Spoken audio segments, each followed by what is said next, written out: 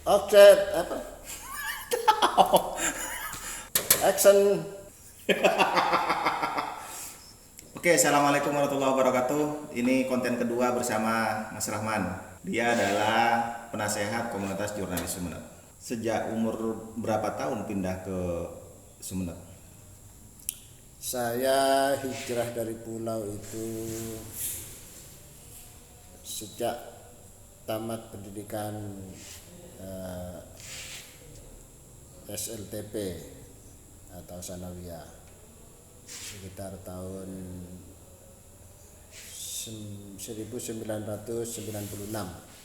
96. Hijrah ke Sumeneb. Hijrahnya ke sini dengan siapa saja? Waktu itu saya hijrah ya berdua dengan orang tua saya. Ya pertama kali ke Sumeneb. Pertama kali ke Sumeneb. Pertama kali ke Sumeneb tahun 96. Itu hijrahnya hanya untuk main-main saja atau ada niat langsung mondok atau lanjutkan sekolah atau gimana untuk pertama kali? Ya kita pertama ya melanjutkan mondok dan sekolah. Karena sekolah di pondok dan belajar ngaji juga di pondok. Itu saat di pulau. Saat di pulau MTS itu mondok sampai di sekolah, terus dilanjutkan ke Sumeneb juga mondok sambil sekolah. Pondok di pulau itu apa rutinitasnya? Ya seperti biasa kalau di pondok itu kan kita ya kalau rutinitasnya pasti ngaji berjamaah. Jadi habis sholat maghrib kita ngaji, habis sholat isya ngaji, habis subuh ngaji lagi. Itu ngaji Quran semua terus? Atau bagaimana? Ngaji kitab. Oh, Ngaji kitab, kita ngaji sampai subuh sampai jam 6 kita mandi. Kan di sana itu waktu itu susah air bersih. Karena memang air di sana susah itu waktu itu. mondok sejak MI langsung atau bagaimana? Sejak lulus SD mondok langsung sambil sekolah 3 tahun di Arjasa. Sebelum mondok itu aktivitas apa yang sering dilakukan bareng teman-teman? Kalau sebelum mondok kan kita di rumah, ya biasa lah habis sekolah SD biasanya ke sawah. Kalau sore kita pergi ke sawah atau ke Tegal mencari kerbau, dibawa ke kebun. Ya begitu setiap hari. Sempat bawa seruling-seruling? Ya tidak bawa seruling, tapi di sana itu kan kalau kita melihara kerbau, kalau musim padi atau musim hujan itu kerbau itu biasanya kalau sore itu kita bawa mencari makan di pinggir sawah itu. Nah itu sambil kita naik kerbaunya sambil makan. Naik kerbau itu ya sambil tiduran di atas kerbau itu sudah biasa. Pernah punya pengalaman tiduran di atas kerbau? Iya, kita tiduran di atas kerbau sambil kerbau itu makan, kita tiduran di punggungnya kerbau. Itu sampai kapan? Sampai sebelum mondok? Ya sebelum mondok sampai selesai sekolah SD, kita ke pondok udah selesai. Setelah pulang dari pondok tidak lagi? Oh tidak lagi karena mondok 3 tahun setelah dari pondok itu kan kita langsung ke sini ke Sumeneb. Selama di pondok di Sumeneb ini ada tidak perbedaan dengan pondok-pondok di kepulauan? Ya pasti ada. Apa Kalau di misalnya? pulau itu kan kita dekat rumah sebenarnya. Tapi yang paling terasa itu tidak kerasan awal-awal waktu kita mondok pertama di pulau. Apa sebenarnya menariknya pondok itu bagi warga kepulauan? Ya pondok itu kan kalau dulu jadi sebuah kebanggaan sebenarnya bagi orang desa itu di pulau lah. Jadi ketika anaknya itu pergi ke pondok, orang tuanya akan sangat bangga, bahagia. Dan yang paling mengesankan waktu itu kan kita berangkat itu pasti akan diantar oleh puluhan warga tetangga sekitar kita, diantar, mereka mengantar ke pelabuhan sampai kita di kapal. Mereka sudah berpisah dengan warga di sana. Mereka tanpa diminta, tanpa dengan sukarela dia mengantarkan kita. 5 tahun di pondok di Sumeneb, kemudian setelah itu menuju kemana? 5 tahun setelah itu saya coba melanjutkan pendidikan kuliah lah. Pertama itu rencananya kuliah di mana? di Paiton Nurul Jatid.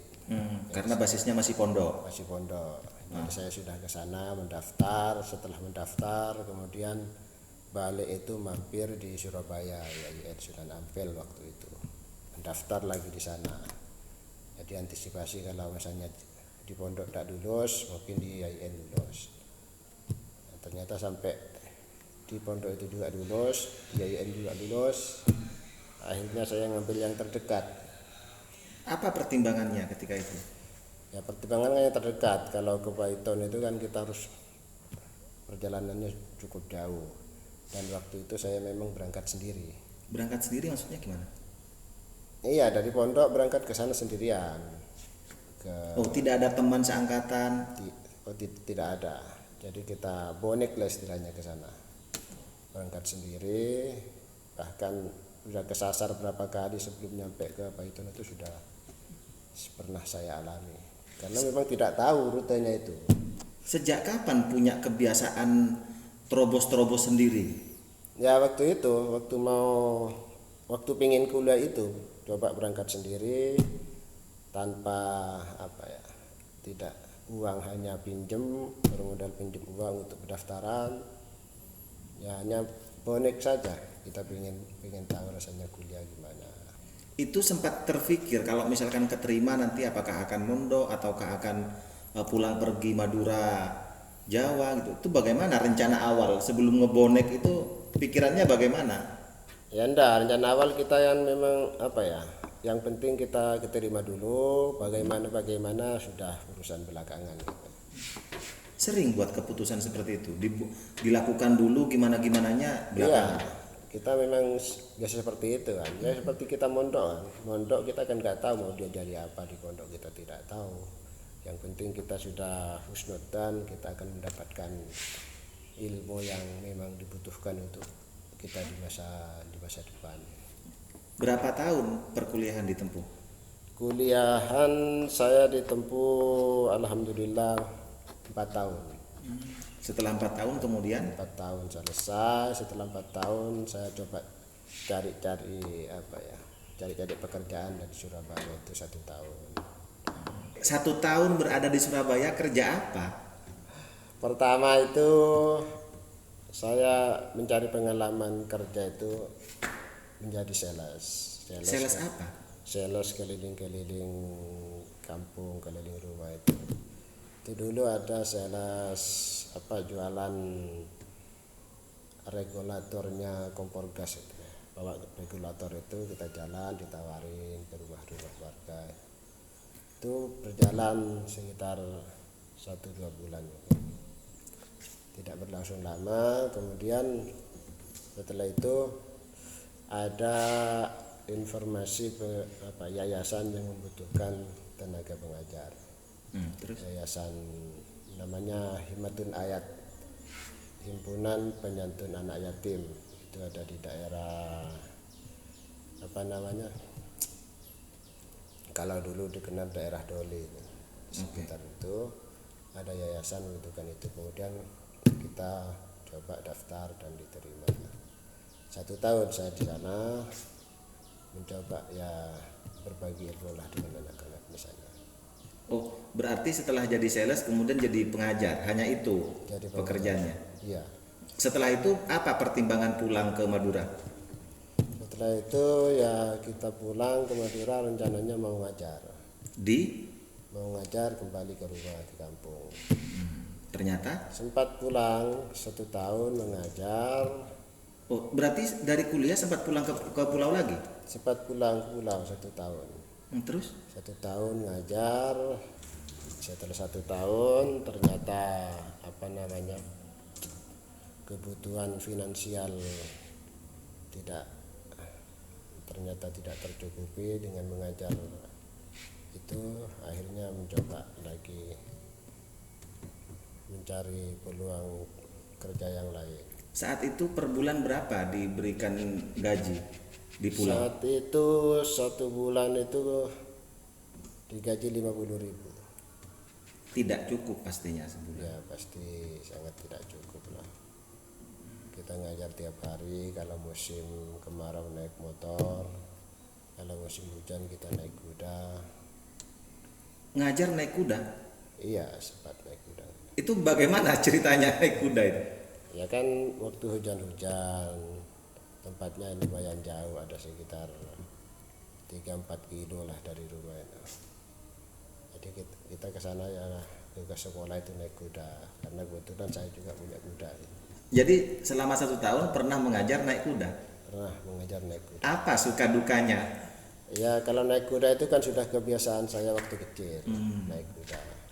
Jadi waktu ngajar ya, kuda kalau dulu itu kan menjadi ini sebenarnya ya, kendaraan yang cukup bergengsi lah kalau dulu di pulau. Di pulau.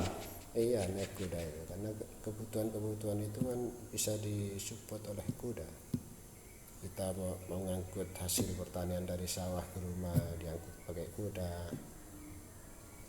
Mau perjalanan jauh kita pakai kuda, kata sepeda motor tidak mungkin kalau musim hujan karena jalannya becek, tidak ada jalan aspal kayak di kota gitu kan. Oke, karena pertimbangan finansial kemudian pergi lagi ke Sumeneb, apa yang dilakukan?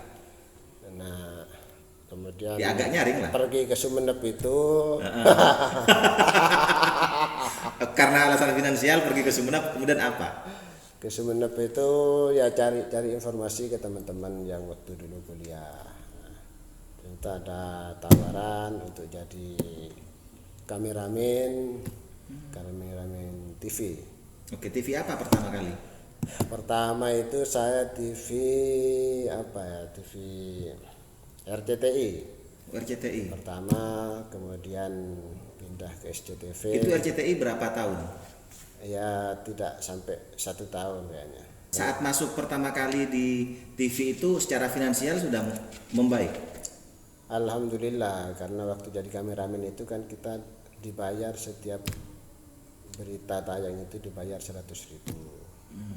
Dalam sebulan biasanya berapa ketika itu? Dalam sebulan itu ya bisa kadang dapat 1 juta dalam sebulan, kadang lebih. Itu sekitar berapa bulan di RCTI? Itu sekitar 6 bulan, kemudian pindah ke SCTV sekitar 6 bulan. Di SCTV sebagai apa? Ya sama sebagai kameramen, karena kan wartawannya ada, cuman wartawan itu bisa pakai kamera. Sebagai stringer ya kalau sekarang? Stringer lah. Oke. Stringer untuk wilayah Sumeneb dan Pamekasan. SCTV berapa tahun? Ya sekitar 1 tahunan mungkin. Oke. Setelah itu? 1 tahunan di SCTV. Kemudian di Sumeneb itu ada TV baru namanya Madura Channel.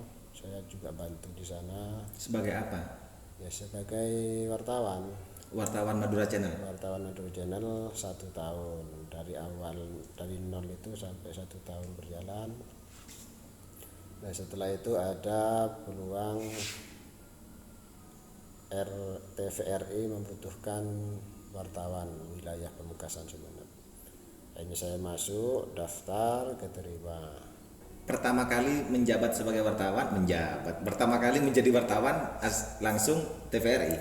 TVRI. Tahun berapa itu? TVRI itu sekitar tahun 2007 mungkin. 2007-an.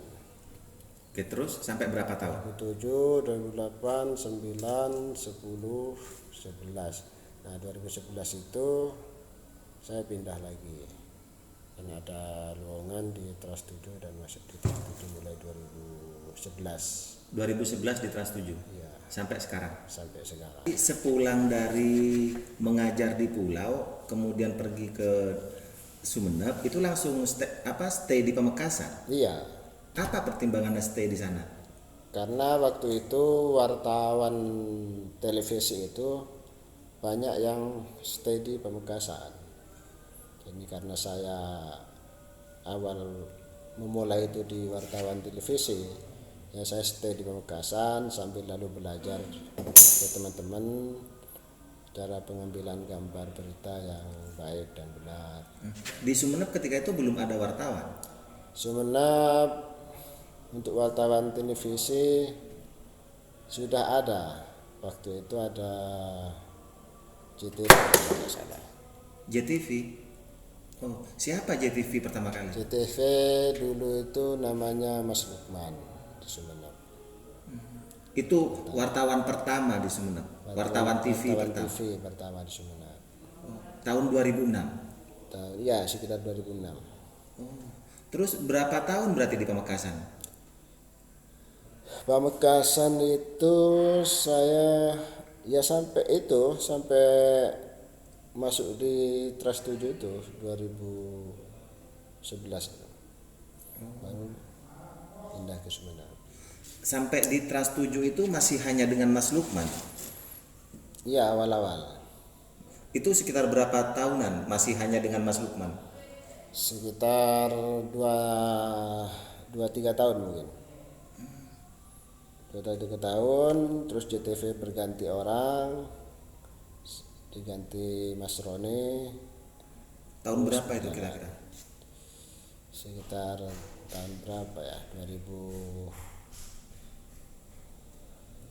2013-14 mungkin itu. Oh, Roni ketua PWI itu kemudian masuk di JTV. Oke. Tetap hanya berdua wartawan TV gitu. Wartawan TV waktu itu wartawannya 2, tapi ada stringer TV lagi, stringer SCTV 3 dulu, ada namanya Rasek, stringernya SCTV dulu. Oh. Berarti untuk TV bisa dikatakan untuk yang pertama ya selama ini? Iya, TV nasional mungkin ya di Sumeneb. Itu sekitar sejak tahun 2006 itu. Iya. 2006 di Pamekasan kan ya. 2012. 2011 hijrah ke Sumeneb. Iya, di Sumeneb. Dan hanya ada wartawan JTV. Wartawan JTV dan saya. Oh. Untuk televisi. Kemudian teman-teman yang lain rame sejak tahun berapa? Kalau teman yang rame itu kan barusan lah. Tahun berapa ya? Ya sekitar tahun 2016 ke belakang mungkin yang rame. 16-17 itu baru agak rame lah. Pertama kali yang diliput apa? Ingat masih saat menjadi stringernya RCTI. Liputan apa? Liputan pertama saya ingatnya itu di Pamekasan ada peristiwa orang tertimbun galian sumur. Dan orang gali sumur, tiba-tiba sumurnya itu longsor, jadi orangnya itu tertimbun di dalam sumur, ada berapa orang, 2-3 orang mungkin. Tapi alhamdulillah korbannya setelah 1-2 jam dilakukan evakuasi ternyata selamat. Oke. Sempat ada perasaan takut tidak pertama kali liputan? Ya pasti, pertama itu kan kita jangankan liputan, pegang kamera aja kita sudah gemeteran gini, karena kan nggak pernah pegang kamera. Ngambil gambar juga sal lah waktu itu salput. Berapa tahun kemudian merasa nyaman dengan pekerjaannya? Ya tidak butuh waktu lama sih sebenarnya. Berapa 1 bulan 2 bulan sudah enjoy kita, karena sering sama-sama kan. Ketika ada teman liputan ya kita ikut di belakangnya, ya meniru gayanya mengambil gambar, teknik pengambilan gambarnya, pergeseran semangat itu sudah ada. Kalau dulu kan teman-teman TV masih di Pamekasan semua, mereka tuh kompak. Jadi ketika ada satu peristiwa langsung ngabari semuanya dan bareng-bareng ke lapangan. Kalau dulu kesulitannya menjadi wartawan TV itu apa dulu kesulitannya? Jadi wartawan TV kesulitannya dulu itu karena dulu tidak ada medsos. Jadi ketika ada peristiwa sudah terjadi, itu kan kita tidak susah untuk mencari gambar amatir di lapangan kan. Jadi ketika ada peristiwa kita langsung tancap. Misalnya ketika stay di Pamekasan ada kebakaran kapal di Kalianget Sumeneb, nah itu kita sudah naik motor itu tancap gas, full gas itu sampai ke TKP. Itu dapat informasi hanya lewat telepon dulu ya? Iya, telepon. Selain itu tidak ada? Tidak ada, karena waktu itu kan tidak ada BB kan barusan juga. apalagi WA. Jadi satu-satunya itu SMS dan telepon yang satu-satunya informasi yang bisa diakses ya. diakses itu. Terus cara pengirimannya sulit juga tidak? Iya, agak sulit juga karena habis waktu itu kan kita ngambil pengambilan gambar itu kameranya pakai kaset, kaset mini DV itu. Jadi kaset, kemudian kita harus bawa laptop kemana-mana karena kaset pasti disalin ke laptop gambarnya. Nah setelah itu mau ngirim juga kita harus cari apa namanya internet. Cari internet? Apa namanya kalau dulu itu Pos? pengetikan. Oh, cari warnet? Cari warnet. Kita cari warnet, kita kirim lewat warnet. Dulu jarang masih warnet. Oh, untuk ngirim gambar gitu ya itu? Iya, untuk ngirim gambar itu. Karena pakai HP susah, gak ada masih dulu. Pesan sebagai wartawan TV senior apa pesannya? Ya kalau pesan saya sih, jadi wartawan itu kan sebenarnya bukan pekerjaan mudah sebenarnya. Karena wartawan itu sebenarnya harus selalu siap 24 jam. Jadi setiap 24 jam kapanpun ada informasi dimanapun kita harus siap berangkat demi tugas itu. Karena pasti peristiwa yang terjadi itu kan dibutuhkan masyarakat, bagaimana peristiwa yang sebenarnya di lapangan. Dan yang paling penting di masa sekarang ini bagaimana jurnalis ini bisa memerangi berita-berita hoax yang banyak beredar di medsos, karena sekarang informasi medsos itu sudah sangat luar biasa. Jadi salah satu-satunya penyeimbang yang bisa mengendalikan berita hoax itu ya jurnalis-jurnalis yang memang benar-benar bekerja untuk kepentingan masyarakat, bukan bekerja untuk mencari keuntungan semata-mata. Oke teman-teman, itu tadi perbincangan dengan senior wartawan TV di Kabupaten Pamekasan dan Sumeneb, ada Mas Rahman. Kita ketemu lagi di lain kesempatan di KJS Talk selanjutnya. Assalamualaikum warahmatullahi wabarakatuh. Waalaikumsalam warahmatullahi wabarakatuh.